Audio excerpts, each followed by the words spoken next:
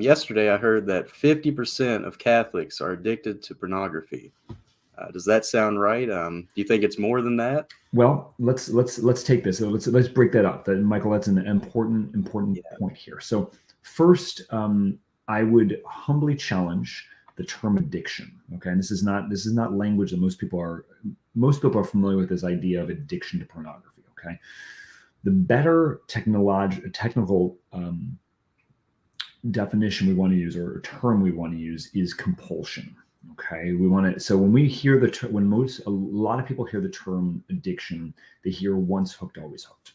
Okay, Mm-hmm. and there's actually evidence, brain science, that shows, and I encourage all those who are seeing this and hearing this, check out freedom-coaching.net, as well as I have a book called Redeemed Vision: Setting the Blind Free from the Pornified Culture.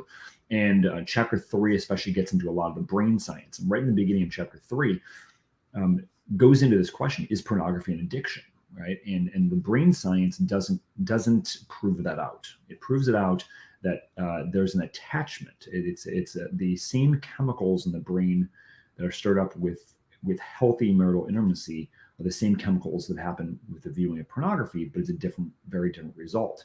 And with addiction, for say alcohol addiction or drug addiction, it's a specific part of the brain that's there. But when we're talking about somebody who has been in a pattern of watching pornified images, and they see the same images, it's not the same part of the brain.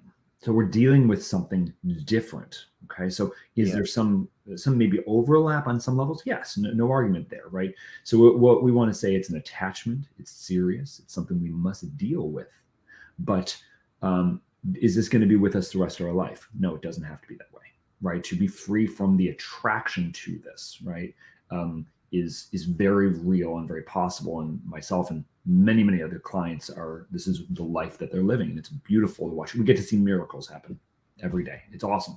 So when you bring up the term within the church, right, it's a very, very high percentage. I'll just quote Father Thomas Loya. He's a Byzantine priest in Homer Glen, Illinois, who says, you can look around your parish and assume, and this is a sad reality, isn't it, to assume that unless proven otherwise, that they're hooked on this. And so it's a significant amount of men, increasing number of women that are in this, especially because we're teaching women that your value is only to the degree that you act as a broken man. And because we don't know what a woman is. Thank you, Matt Walsh. I now know what a woman is.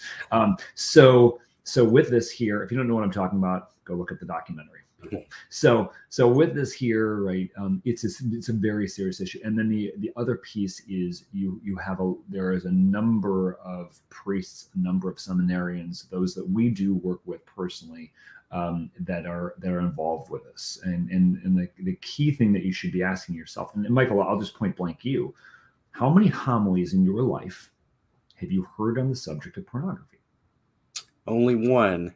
Okay, good. Well, I've heard, I think, eight in my life, maybe 9. One was from my pastor, our current pastor, and I think 3 or 4, maybe 5 were online. Okay, I'm 43 years old.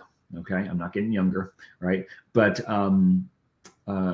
this is not an issue that's going away. It's becoming more and more prevalent, and we know that's infecting. We know it's a number 1 sin confessed in the confessional. But what you have is radio silence coming from our pulpits. And this is not to put all the blame on priests, but there is a level of responsibility that's needed there, because if they're being faithful to the sacrament of confession, they're hearing this, then they need to be speaking out of this. So any priests who may be hearing this, we need your voice on this. We need you, because if you're part of the clinician's clinic, right? Jesus Christ is the ultimate healer, but he works in through the in persona Christi, right? Obviously in the sacraments that are happening there, right? We need you to be telling your patients that they're sick, right? Just if we have cancer and we say, I'm not going to go to the doctor and thus I don't have cancer because I haven't been diagnosed, that doesn't change reality. If it's a tumor,